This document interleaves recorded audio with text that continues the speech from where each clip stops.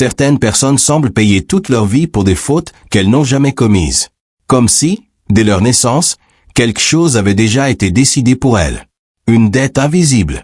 Une charge silencieuse qui s'accroche à leur existence. Chez elles, rien ne se passe jamais simplement. Ce ne sont pas de grands drames. Pas des catastrophes spectaculaires. Seulement une suite de petites choses qui tournent mal. Encore. Et encore. Un verre qui se brise. Une dispute qui éclate. Un travail qui se perd. Une relation qui se termine. À force, cela finit par ressembler à un schéma. Et une question finit par apparaître dans l'esprit.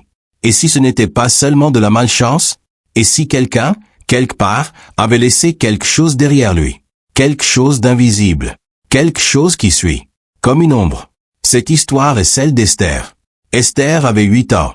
La maison où elle vivait avec sa mère était petite, mais toujours animée par le bruit des gestes de Bernadette. Des casseroles qui s'entrechoquaient. Des tiroirs qui claquaient. Des pas rapides sur le carrelage. Ce jour-là, Esther se tenait près de la table de la cuisine. Elle regardait sa mère s'agiter. Elle n'avait rien à faire. Alors elle restait simplement là. Elle aimait être près d'elle. Même quand Bernadette ne lui parlait pas. Même quand elle semblait oublier qu'Esther était dans la pièce. Ne touche à rien, dit Bernadette sans se retourner. La voix était sèche, mais Esther était habituée. Elle hocha doucement la tête. Sur la table, un verre était posé près du bord. Elle le regardait simplement. Bernadette se retourna brusquement pour attraper quelque chose derrière elle. Son bras hurt a la table. Le verre vacilla.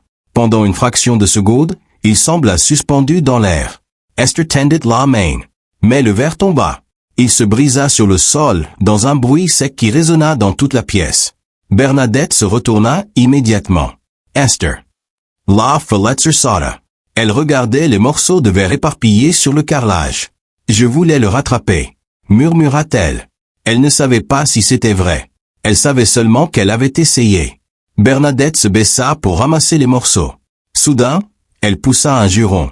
Un éclat de verre venait de lui entailler le doigt. Le sang coula aussitôt. Pas beaucoup, mais assez pour qu'Esther le voie.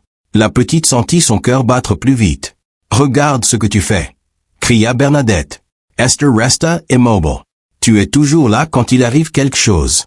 Toujours. » Bernadette serra son doigt dans un torchon. Puis elle prononça une phrase qui allait marquer la mémoire de l'enfant. « Two ports la poisse. » Esther ne connaissait pas vraiment ce mot. Mais elle comprit immédiatement une chose. Ce n'était pas quelque chose de bien. Et ce mot était pour elle une réputation qui grandit. Les années passèrent. Et Esther apprit une chose, se faire discrète. Ne pas être trop proche des gens. Ne pas être trop présente. Parce que les choses semblaient se compliquer lorsqu'elle était là. À l'école, cela commença par de petites choses. Un cahier disparu. Une dispute entre deux camarades. Un ballon crevé pendant la récréation. Étrangement, Esther se retrouvait toujours au milieu. Même lorsqu'elle n'avait rien fait. C'est toujours toi qui es là, disait parfois l'enseignante. Au début, cela la blessait. Puis elle commença à se demander si les autres avaient peut-être raison. À l'adolescence, la même impression persista. Une amie qui cessait soudainement de lui parler. Un groupe qui l'excluait sans explication. Un malentendu qui se transformait en conflit. Les gens semblaient parfois mal à l'aise près d'elle. Comme si quelque chose d'invisible flottait autour d'elle. Plus tard, Esther tenta de construire sa vie. Elle travailla, rencontra des gens, sortit parfois. Mais les relations ne duraient jamais. Au début, tout était simple. Les conversations se faisaient facilement. Les rires venaient naturellement. Pendant quelques semaines, parfois quelques mois, Esther se permettait d'y croire. Peut-être que cette fois, ce serait différent. Puis quelque chose changeait. Toujours. Une distance apparaissait. Un silence s'installait. Un soir, assise en face d'elle dans un petit café, sa petite amie soupira longuement. Elle fixait la table. « Esther, je ne sais pas comment te dire ça. » Esther resta silencieuse. Elle connaissait déjà la suite. La jeune femme évita son regard. « Tu n'as rien fait de mal. D'accord? Mais, je ne sais pas, je n'y arrive plus. » Les mots étaient presque toujours les mêmes. Comme si les gens répétaient une phrase qu'ils avaient entendue ailleurs. Esther hocha simplement la tête. Elle ne pleurait plus devant eux. Elle attendait qu'ils partent. Puis elle restait seule. Encore. Avec cette sensation étrange que quelque chose en elle finissait toujours par tout abîmer. Elle trouva finalement un emploi dans un supermarché.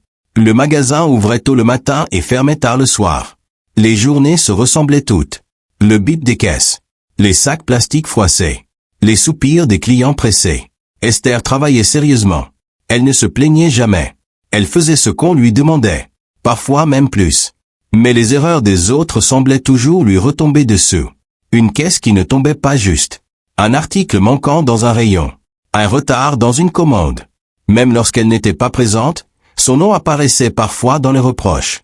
Elle rentrait chez elle épuisée, avec cette impression familière d'avoir encore payé pour quelque chose qu'elle ne comprenait pas. Puis un jour, quelque chose changea. Elle découvrit qu'elle était enceinte. Elle resta longtemps assise avec le test dans les mains, silencieuse. Quand elle annonça la nouvelle au père de l'enfant, il sembla surpris. Il promit de rappeler. Il ne rappela jamais. Mais lorsque le bébé naquit, quelque chose changea dans le cœur d'Esther. Pour la première fois de sa vie, sa présence semblait importante. Son fils la regardait simplement, sans peur, sans reproche. Et pour la première fois depuis longtemps, Esther sentit naître un espoir. Peut-être que cette fois, les choses seraient différentes. La rencontre avec Victorine. Un après-midi, dans la réserve du magasin, Victorine s'approcha d'elle. Victorine travaillait là depuis des années. Elle observait beaucoup. « J'ai remarqué quelque chose », dit-elle doucement.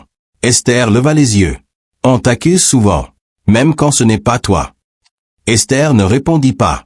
Dire la vérité aurait été trop long. Victorine regarda autour d'elle pour s'assurer que personne n'écoutait. Puis elle baissa la voix. « Parfois, ce n'est pas nous le problème. » Elle sortit un petit morceau de papier. Elle écrivit une adresse. Puis elle le glissa dans la main d'Esther. « Il y a une femme. Elle aide certaines personnes. » Esther voulut rire. Mais elle n'y arriva pas. La femme écouta Esther en silence.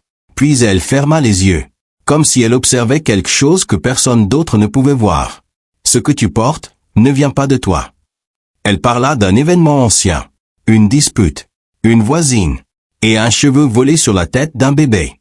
Ce cheveu a servi à attacher la malchance à ta vie. Esther sentit un frisson parcourir son corps. « On peut alléger ça ?» dit la femme. Mais rien ne disparaît sans prix. Le lendemain, le rituel commença. La femme trempa un tissu rouge dans un bol d'eau. Puis elle passa lentement le tissu sur la peau d'Esther. Les gestes étaient calmes, précis. L'eau commença à changer de couleur. Un rouge sombre se diffusa lentement dans le bol. « Ce n'est pas ton sang, murmura la femme.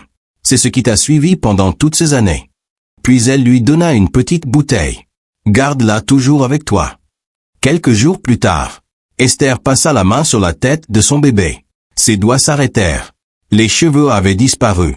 Tous. Puis la fièvre arriva. Rapide. Violente. L'hopital. L'attente. Et la phrase qui détruit tout. « Nous avons tout fait, je suis désolé. » Esther retourna voir la femme. « Le lavage a fonctionné, dit-elle. Alors pourquoi mon fils est mort ?» La femme baissa les yeux. Parce que ce genre de choses demande toujours un échange. Un silence lourd remplit la pièce. Puis les mots tombèrent. Du sang. Une vie proche. Esther brûla l'hôpital. Mais rien ne s'arrêta. Au contraire. Elle perdit son travail. Puis son logement. Les gens commencèrent à l'éviter. Et certaines nuits, elle entendait encore les pleurs d'un enfant. Lorsqu'une souffrance dure trop longtemps, on est prêt à croire n'importe quoi pour qu'elle s'arrête. Mais certaines solutions ne détruisent pas le mal. Elles le déplacent seulement. Et parfois, ce qui reste à porter devient encore plus lourd que ce qu'on voulait fuir. Merci d'avoir suivi cette histoire. Abonne-toi si ce n'est pas encore fait, partagez la vidéo et laissez un like.